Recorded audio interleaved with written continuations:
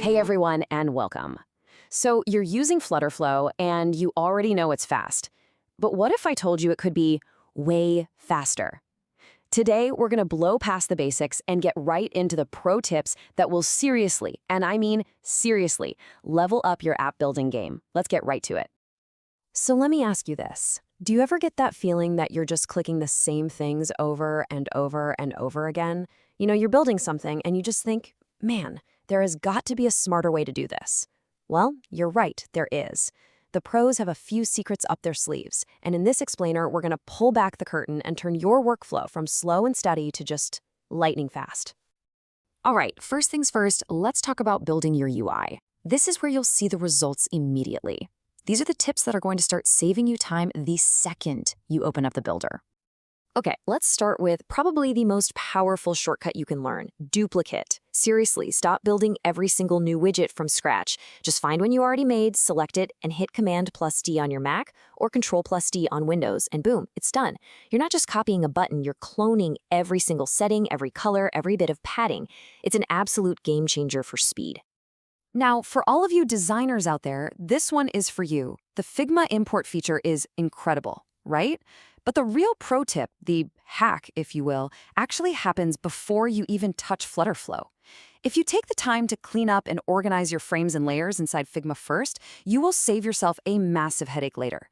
A clean import means you spend way less time fixing broken layouts and way more time actually building cool stuff. This next one is all about adopting a pro philosophy. Don't repeat yourself. Think about it. If you're building that same user profile card or that same footer on 5 different pages, you're just wasting time. Instead, build it perfectly once, turn it into a reusable component, and then you can just drop that perfect element anywhere you need it. Not only is it faster, but it also keeps your design perfectly consistent across the whole app. And let's wrap up this UI section with a couple of quick wins.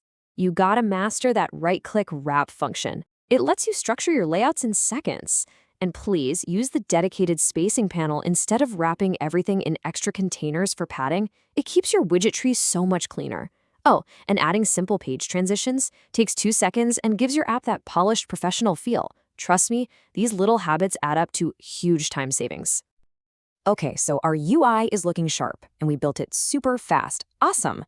Now let's actually power it up by connecting it to some real data. This, my friends, is where your app truly comes to life.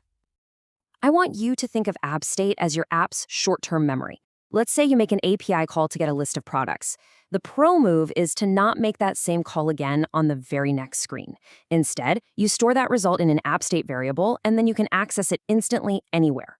This is the secret to building apps that feel snappy and aren't constantly making your users wait for data to load.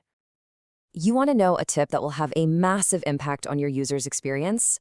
If you're using Firestore, there's a simple little toggle called Enable Cache. Just turn it on. That's it. This means your app can still show data even if the user has a spotty internet connection or goes completely offline. It's the difference between a frustrating app that just shows a loading spinner and an app that feels totally reliable and smooth. Now, this might be the most important tip in this entire section, so listen up. Before you waste a single second trying to get data to show up on your screen, use FlutterFlow's built-in API testing tool. You can see the exact response, you can check for errors, you can make sure everything is formatted correctly first. This lets you fix problems at the source, long before they turn into those super frustrating UI bugs that make you want to pull your hair out. All right, our UI is built, our data is connected. Now it's time to make the app feel alive and interactive. This section is all about creating those smooth, intuitive workflows for your user with smart actions and conditions. So, think about this super common scenario, right? A user updates their profile and hits save. You need to let them know that it worked, but you don't want to interrupt them with some big, clunky pop-up that they have to close. So what's the best way to handle that? The answer is snack bars. They are the absolute perfect tool for this job. A simple action can trigger this little notification that just slides up from the bottom of the screen, says something like profile saved, and then disappears on its own. It gives the user the exact feedback they need without ever pulling them out of what they were doing. It's just clean, it's effective, and it looks super professional. And here is the power of a dynamic UI in action. You don't need two separate buttons for login and log out. That's amateur hour. Use one button and apply conditional visibility. You just set a simple rule, like show this text if the user is authenticated, and your interface just magically adapts. It's so much cleaner, way more efficient, and just a smarter way to build. Okay, for our final section, we're breaking out the secret weapons. These are the habits, the tools that once you really get them down, will fundamentally change how quickly you can build and iterate in FlutterFlow. If you only take one thing away from this section, please let it be this. Learn the keyboard shortcuts. Seriously, forget about dragging and dropping from the menu. Just hit Command+K and you can search for any widget or action in an instant. We already talked about the magic of Command+D for duplicating. Making these shortcuts pure muscle memory is without a doubt the fastest way to boost your build speed. This right here is the ultimate work smart, not hard tip. Instead of setting the color and the font for every single text element, just define your styles, like Title 1, body text, primary color, once in your theme settings. Then you just apply those styles everywhere. And here's the magic part. If you ever need to change your branding, you change it in that one place and it updates across your entire app instantly. It is a massive, massive time saver. So let's boil it all down. Our journey to becoming a FlutterFlow Pro really comes down to these three core ideas.